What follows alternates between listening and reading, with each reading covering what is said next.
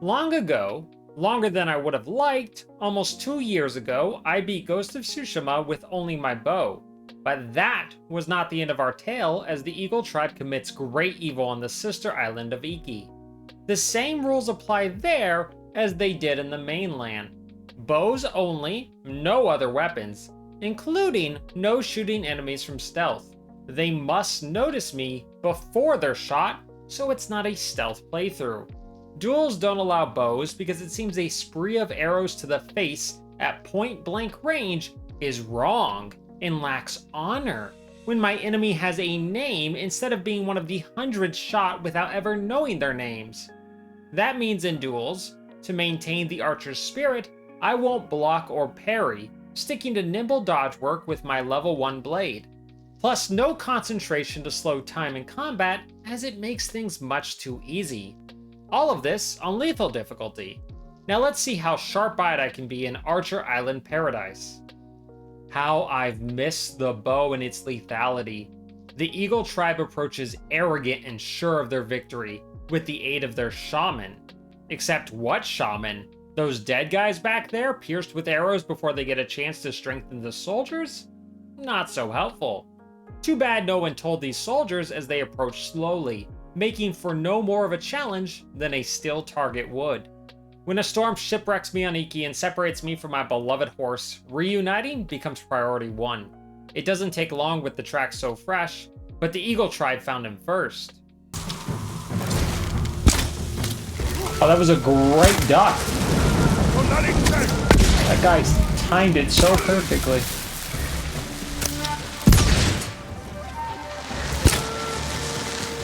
And the shield? I think I found my nemesis. Never mind. With that initial force laid out, this brings us to the first failure of the rules, as the game forces me to horse charge, or it will freeze time until I relent. But once my horse has gotten his bloodlust out of his system with that first trampling, it's time to dismount and practice my aim with live targets. They do me the courtesy of taking their time and closing the distance, as I easily outpace them. I'm happy they live up to their name and have equal vision, spotting me as a threat from far out, giving me plenty of time to kill them without worry. Well, unless they charge at me with a shield that blocks my arrows. Honestly, I got so used to Yotei's normal woman rules, I forgot rolling was even a thing.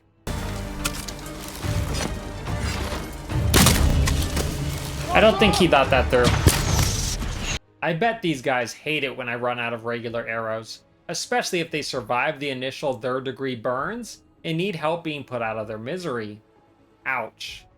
I probably shouldn't barbecue mercy kill though, as every arrow counts, and there's always more invaders impaling themselves on what little arrows I have left. Best to let the wind guide me to the nearest archery test, where I want the friendly raider's supply of arrows. And these arrows are only for the test, not for use outside of it.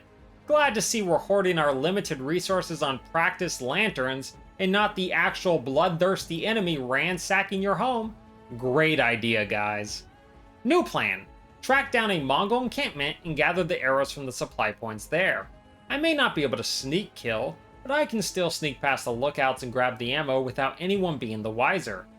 Well, can as in have the ability to technically, not can as in actually succeed in it, as I fail to live up to my title of Ghost with birds above snitching my movements.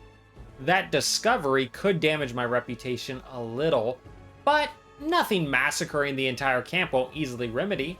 Some strikes do land on me, but nothing I can't roll from and shrug off.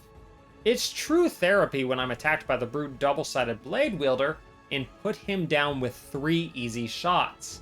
You know what they say, the bigger they are, the harder it is for me to miss. All that pain in my normal man challenge and so easy here. The beauty of having the right tool for the job.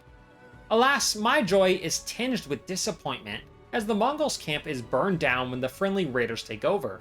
Which means, arrow resupply points? Cinders. My quiver? Even emptier than when I entered. So far, 2 plans, 2 failures. At least I can still do basic math. Got that going for me. But who needs a plan when I luck across a gift stockpile that provides me with some arrows? If I wasn't so impatient and could do slightly greater math than just count to 2, I would have known that wouldn't be nearly enough arrows to raid the Eagle's castle. If only I could pluck more arrows out of the quivers of enemy archers, but tragically, my limbs refuse to cooperate. In seeking more ammo across the castle grounds, I succeed at my quest at gaining an arrow, in the most unpleasant way. Not fun, but not the worst, as it turns out defeat or victory leads to the exact same result.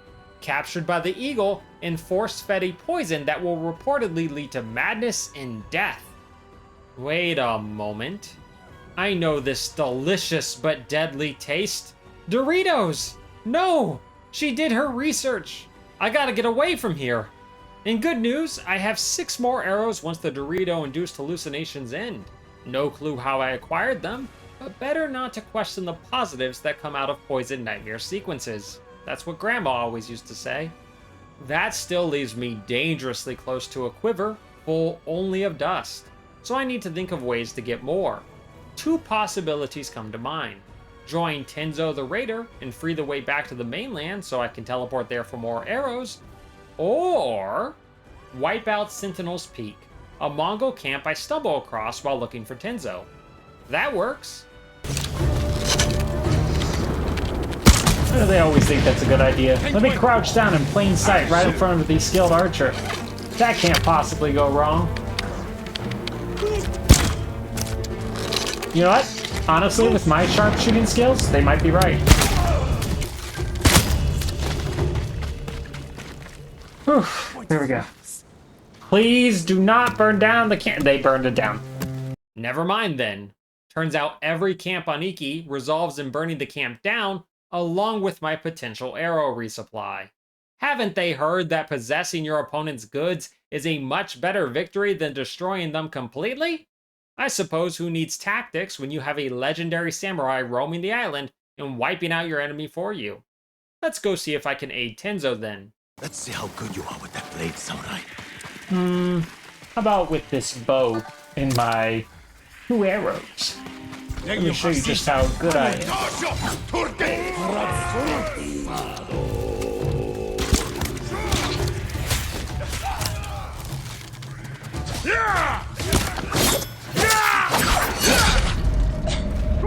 See?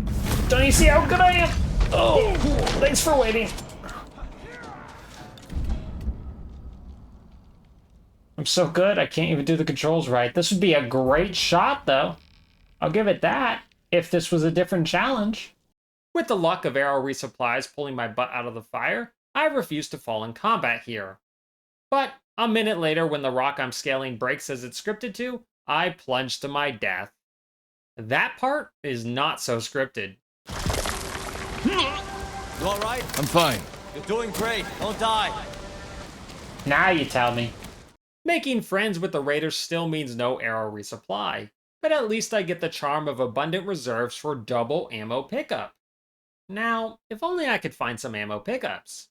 Good thing I have plenty of raiders to kill and die for me in the meantime. I just don't care to use my arrows on you guys. Never mind.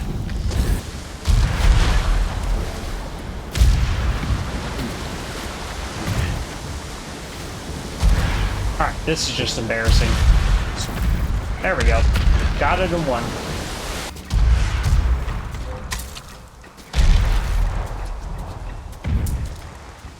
Right. Is he just pretending to not notice me? I can't tell if he's the smartest or the least perceptive Mongol around.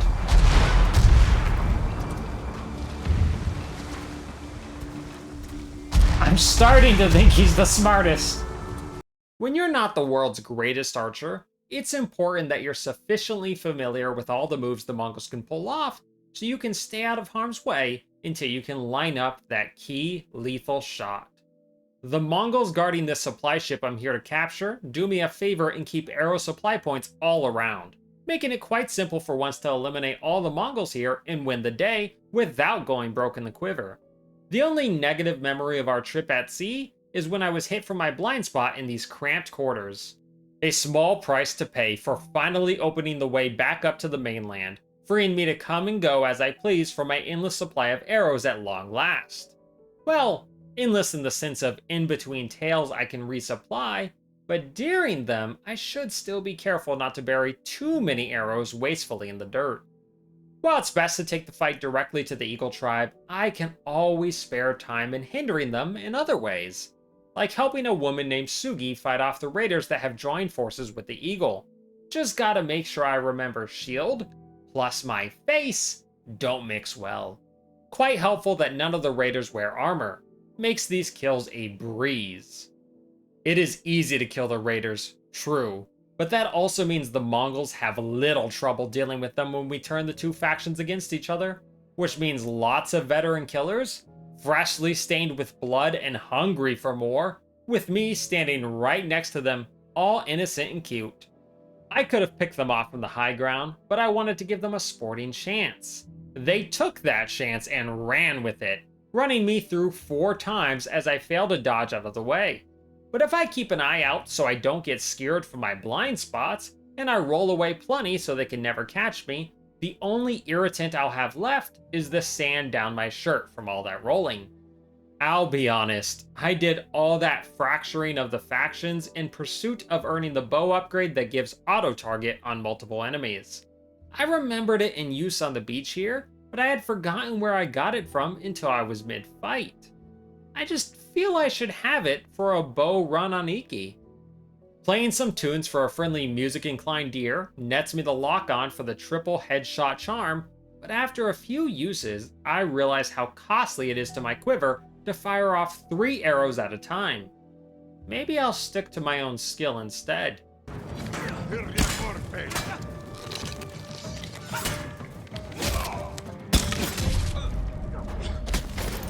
Perhaps I'm doomed either way. Not just me. Hopefully no one else notices me getting 2 different raiders killed as I prove my archery skills aren't quite as perfect as I'd like. Note to self. If I'm going to take photo action shots, maybe make sure I'm actually skilled at both types of shooting first. But my shooting, and the deaths of a sizable group of raiders I came to rescue aiding me, is sufficient to reach the first duel of Iki. This shaman of the Eagles intends to make me addicted to Doritos again, like in my shameful past, and I can't allow that. Oh, and saving all these prisoners is good too, I guess. Let's see if I got what it takes to fight without my bow.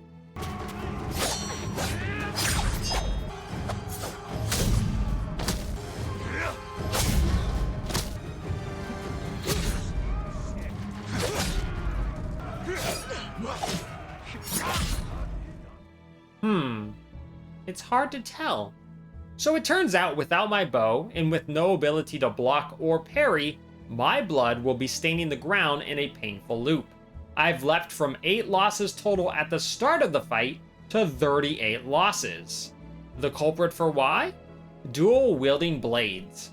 My opponent likes to rub in that he knows how to use multiple weapons, while I barely know how to use my one weapon allowed. His shield and polearm aren't any trouble for me, as water stance rips through his shield, and his polearm is much too slow and predictable. But the moment he switches to his 2 blades, I'm as good as worm food. It's the fact that he often performs 2 back-to-back strikes that magnetize to where I am, making it easier for him to land his second hit. I thought running away till he switches to his polearm would be the answer, but it turns out there's a much better one. When he gets his block broken, he drops the weapon style he has equipped, which means if I can last long enough to break his block while he's dual wielding, bye-bye dual wielding. I treat his polearm as a joke, which is a sure way to choke on my laughter as I'm scared by it suddenly. I was certain that was it for me, but I had built up just enough resolve to climb to my feet, keep the distance until he drops his defense, and make constant hit and runs on him until his resolve shatters. Fleeing from the fight only buys him a minute more before I help him put to the test whether he can fly like his tribe's namesake. He's gonna need more practice. My reward, beyond being free from that death loop, is saddlebags for even more carryable ammo, reducing my chances of running out even more. I bet these saddlebags could carry a lot. like a certain tasty chip. But no, no, I must resist the call. I must.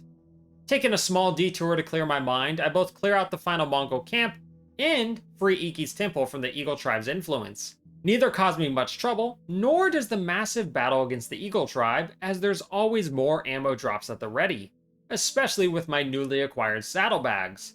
But even if I'm fine, the same cannot be said for everyone on my side as Tenzo falls. But no matter how I try to, I can't seem to pick him back up.